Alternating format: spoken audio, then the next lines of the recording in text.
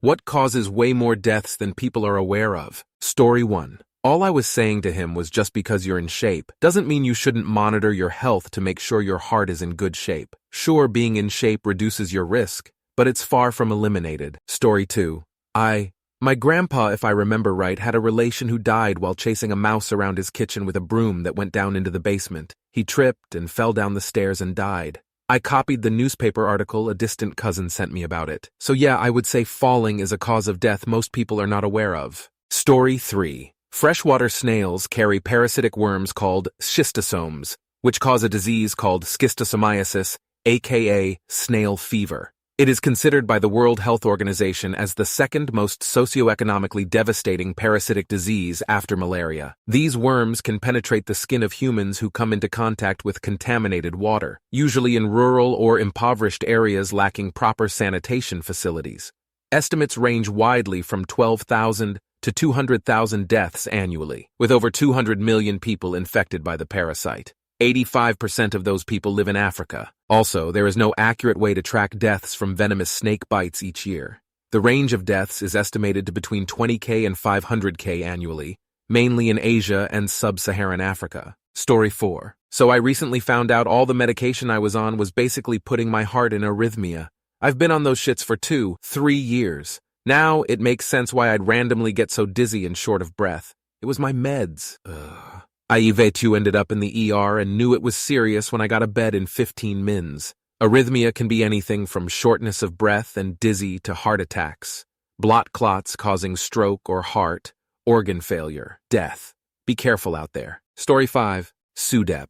Sudden unexpected death in epilepsy, SUDEP, is when a person with epilepsy dies suddenly and prematurely, and no reason for death is found of the deaths occurring over NIG sleep. There may be obvious signs a seizure has happened, though this isn't always the case. The cause of SUDEP is not yet clear. Researchers are investigating a range of possibilities such as the effect of seizures on breathing, the heart, and arousal. SUDEP occurs in approximately 1 per 1,000 people with epilepsy, 1 in 4,500 children. Story 6. Hey there! Did you know that one of the leading causes of deaths that often goes unnoticed is medical errors? It's pretty surprising, right? Studies have shown that medical errors contribute to a significant number of deaths each year, and it's something that many people aren't aware of. Whether it's a misdiagnosis, medication error, or surgical mistake, these errors can have serious consequences. It's definitely eye-opening to think about how something as essential as healthcare can sometimes lead to unintended harm.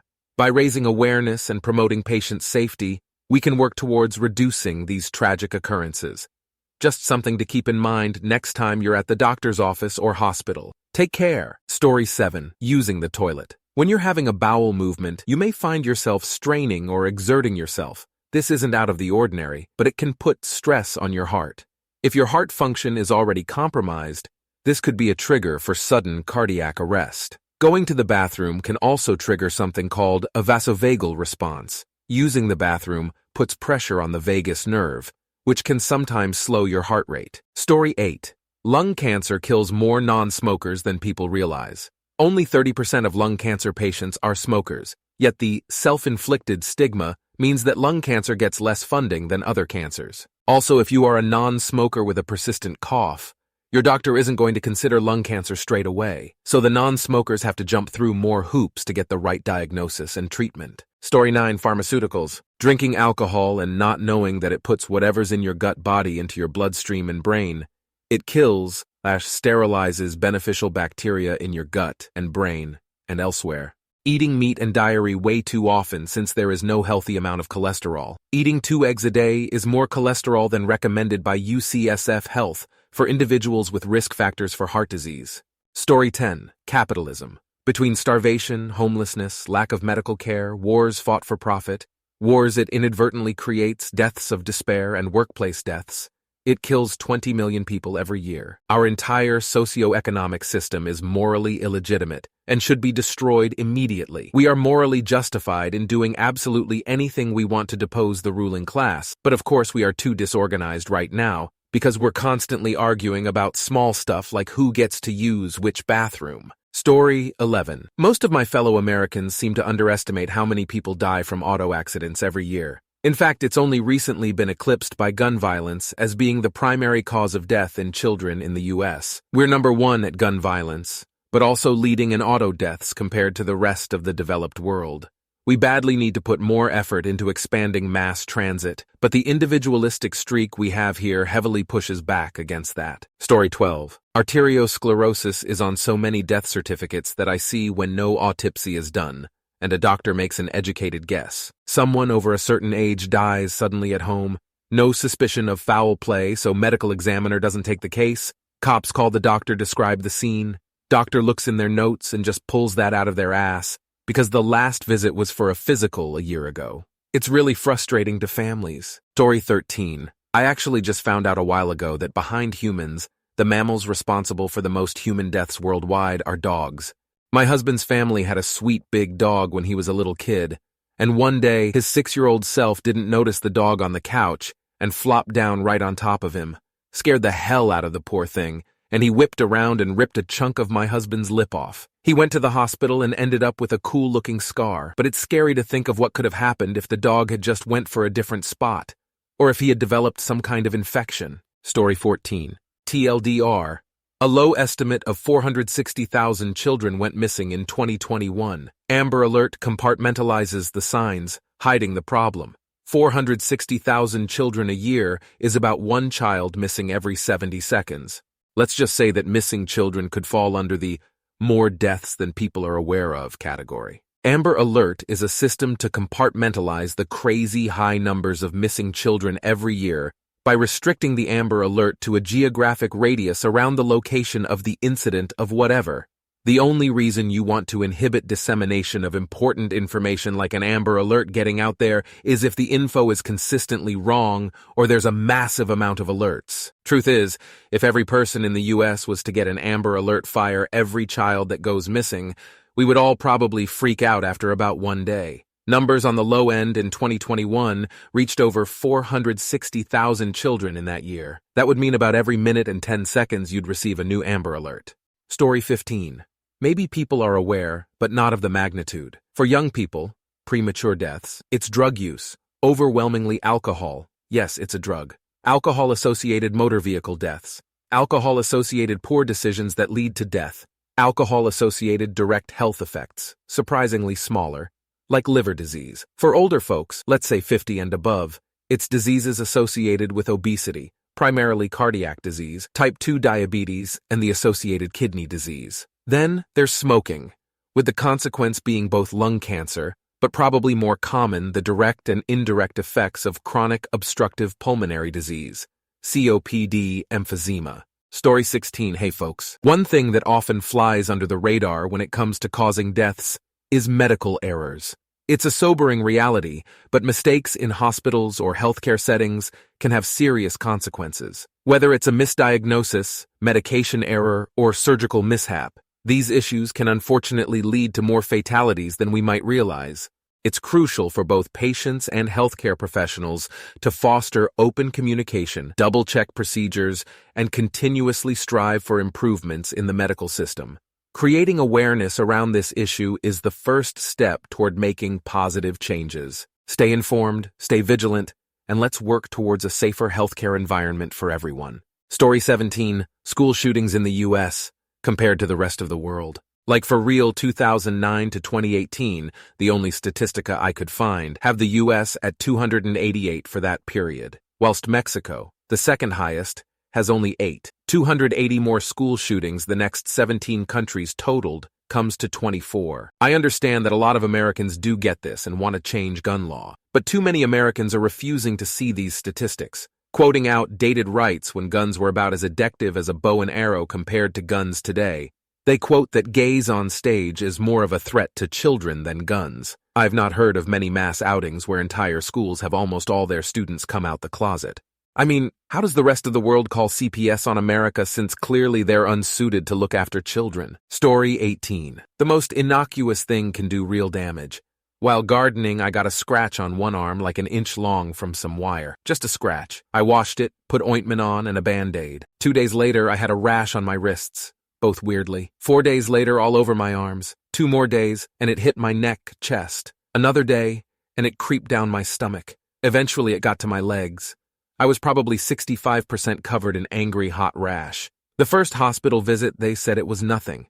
Probably just poison ivy. By the time I went back, I was advised I was extremely lucky that I was not in anaphylactic shock or dead. It was an allergic reaction. I was covered in huge hives. Shots of steroids with oral steroids. I think I got a little oxygen too. And some antibiotics cleared it up in days. Absolutely terrifying. Story 19, capitalism. Every single death, even vaguely attributable to socialism, is attributed to socialism, whether it's from dictators massacring people, causing them to starve, or whatever. That's why everyone's got some figure like 11 bajillion people died under te socialisms. Yet under capitalism, it's never blamed on capitalism, except by leftists. Hitler's Holocaust. Nah, not capitalism because the Nazi Party had socialist in the name, just like North Korea says it's democratic. Franco Pinochet? Nah, they were just naughty people and had nothing to do with capitalism. Starvation in the third world due to exploitation via the first? Nah, nothing to do with capitalism. They should all just get jobs at sweatshops or something. Deaths at sweatshops when those third world people do get jobs at sweatshops and work in appalling conditions? Nah, that's the fault of individual naughty companies and nothing to do with the way capitalism encourages those practices. I'd like, just once, to see capitalism have deaths attributed to it as easily as socialism and compare the actual figures. Edit. No downvotes, please. There's no hostility going on here, and we're both adding to the conversation. I don't expect any upvotes, but if you consider having more than a single perspective to be valuable, consider encouraging productive debate rather than trying to hide it or push it out. If you want me to leave and never comment here again, continue the downvotes and I will do so. It's likely because in collectivist structures, the blame can be focused on two things: the failure of society to keep power decentralized and the consolidated leadership that forms the inevitable dictatorship. This is opposed to individualist structures, where harm done doesn't come from the top-level structure unless there is collectivism-based interference in the market, or it's literally just collectivism doing the harm, aka government. And if harm is done at the individual level, then we just blame the individual rather than the structure. To put it into perspective, capitalism doesn't encourage things like sweatshops, and this becomes clear as we look through history and see the rise of compensation to regular workers, up until business started leaving America in droves. What encourages sweatshops is high business and worker taxation, as well as an unstable inflationary currency that hinders the ability for businesses to predict prices in the future. America lost its productive capability almost entirely, but only when we fully swapped to fiat currency and forced massive taxation on businesses and the working class, aka not capitalism. Story 20 C. diff. Never even knew it existed until I got it from broad-spectrum antibiotics. It sucks so much. It hurts, and I almost died from it. I thought I had stress guts going through a divorce. By the time I finally went to the ER, a nurse said, "How are you not dead yet? You have almost no potassium left in your body. Getting IV potassium burns in the veins through your whole body. It hurts. People, take your probiotics and don't overuse antibiotics. Vanco is amazingly disgusting. It's the liquid meds for C. diff, and it is the worst taste in the world. If I ever have to take antibiotics again, there's a chance I could get chronic C. diff. I told my doctor I'd rather die. It's horrible. It's no way to live." Story 21. Infections, alcohol. Those are the two that come to mind off the top of my head. Alcohol, drinking, complications from drinking, drinking to excess, even quitting drinking can all kill you. Since alcohol is socially acceptable and everywhere, most people don't realize just how many deaths are directly attributable to alcohol and its long-term effects because they only think about alcohol poisoning and drunk driving. Alcohol is a legit poison, and used in excess for years destroys your body the same way that smoking cigarettes or snorting coke will. It's not a safe drug, and many people don't realize what moderate use is. You might not see that it's damaging your new red blood cells, but it is. It's why alcoholics bruise so easily. There's lots of signs of someone drinking to excess. Pay attention to them, and for the love of God, if you know you're an alcoholic and you're ready to quit, you need medical attention. Coming off of alcohol alone can kill you. DTs do not play. This isn't true for most drugs. You can tough it out on lots of substances and be relatively okay. That is not the case with alcohol. It doesn't make you weak. Breaking that addiction can and will kill people. Do not do it without medical supervision. I mean it. Infections that aren't treated or dealt with can easily go bad through sepsis. an extreme autoimmune response that can kill you as a result of your body fighting an infection to an infection going deep enough to infect bones or organs. Osteomyelitis, because you chose to ignore what was a minor case of cellulitis in your knee from crouching on gravel doesn't matter when you have to have your kneecap surgically replaced. If you have infections in your skin or your body, take them seriously. They can kill you or permanently damage you. It's not a joke. The older you get, the more compromised your immune system, the more likely it is to fuck you up badly. Take it seriously. Story 22. A surprising cause of death that often goes under the radar is air pollution. According to the World Health Organization, air pollution causes an estimated 7 million deaths worldwide every year. It's a silent killer that contributes to heart disease, stroke, lung cancer, and chronic respiratory diseases. Another often overlooked cause is sepsis, a severe response to infection that can lead to organ failure and death. It's responsible for millions of deaths globally each year, many of which could be prevented with timely treatment. These issues highlight the importance of environmental health and prompt medical care in reducing preventable deaths. Story 23. Tylenol. It's involved in a shitload of liver failures. To be clear, it's not like someone just takes some and keels over. But a lot of people take truckloads for months or years, and especially if they drink or use other stuff, it can have a big impact on liver function. Happy to be corrected by doctors, but that's who I heard this from and read a bit about it. Just because something is over the counter doesn't mean it's safe as pie. Story 24. Antibiotic-resistant bacterial and fungal infections. The rate at which microbes are becoming resistant to antibiotics is accelerating, and very soon it will completely outpace the rate at which new drugs can be developed. There are two main driving forces: overprescription and use by livestock industries to fatten up their animals. Within a few decades, we will be in a world where common bacterial infections are once again a very likely cause of death. Vote for candidates who want to ban agricultural antibiotics, or your children will suffer the consequences. Story 25. 200 people are killed by deer every year. Sharks only manage 70 or so. Most of the deaths are due to hits on cars, which begs the question of where the deer are getting the money to hire car hitmen, and why they have it in for so many vehicles in particular. The more disturbing fraction is the 2 annual deer-related murders involving a buck dressed in a clown suit wielding a flaming machete. I mean, how does that even work with the hooves and all? Wouldn't the flames just ruin the blade temper? Story 26. Biological aging, and by a large margin. Age is by far the largest risk factor for the majority of common diseases in the 21st century, including in many developing countries. This includes heart disease, Alzheimer's, most cancers, and even COVID-19. Although most people can appreciate that diseases affect older people more, this is not the same as recognizing that biological aging is a fundamental cause of age-related diseases, which is apparent even among the biomedical research and clinical community. This lack of awareness is obvious when we look to the funding that aging biology research gets compared to cancer, especially if we are looking at it from a statistical perspective, percent of deaths caused versus funding allocated. Story 27. The cost of medical care and doctors that don't give a damn anymore. I have not been to a doctor in years because A, I can't afford it even though I pay through the nose for insurance every damn paycheck. And B, the doctors are useless and treat everyone like a checklist item. The last time I went, she never even looked me in the face. She just sat down at her computer and asked me questions from her checklist. Story 28. Concussions. My brother-in-law took his own life 3 years ago. He played football all through middle and Hugh school and had 2 concussions from really hard hits.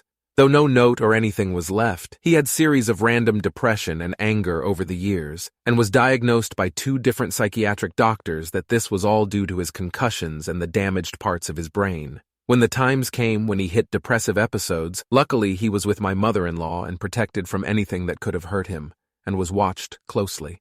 The night he took his own life was 2 days after my wife, kids, and I visited him for his 22nd birthday. He was with his roommate that evening and was in a great mood. They were talking about the future, their relationships, etc. 2 hours after going to bed, he took the shotgun they had in their apartment, went to the main bathroom, locked the door, sat in the tub, and pulled the trigger. He was 22.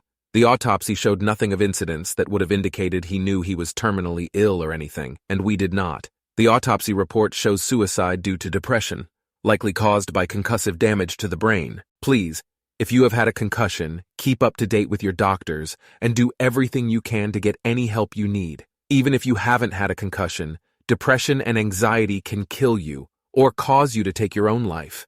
You not only take your own life, but hurt those who love you the most. My wife and mother-in-law will never be the same. His former roommate doesn't sleep well anymore and can't be alone for fear of taking his own life. They were best friends, and he blames himself for leaving him alone, let alone with a weapon in the apartment. Story 29. Gambling. WHO and the Canadian health authorities estimate that approximately 5% of suicides are linked to gambling, with the UK putting this figure at 4%. A large study in Sweden found problem gamblers are 15 times more likely to commit suicide against the general population. And all of this focuses on suicides, the most extreme outcome, rather than the dread, stress, and suicidal ideations. Problem gamblers who don't end it all suffer, which is a far larger population than those who do commit suicide. The marketing of gambling is our generation's smoking, with it commonly marketed as a social bonding exercise, and the usual implication that problem gambling comes about from an individual's moral failure to exercise self-control. Gambling isn't just Vegas. It's college students sticking their fund into volatile stock options. It's all of sports betting, and it's esports gambling. The gacha marketing method has spread throughout video games and is grooming children into the thrill of gambling, which, combined with the explosion in gambling marketing, is likely to cause a severe epidemic in the next couple of decades.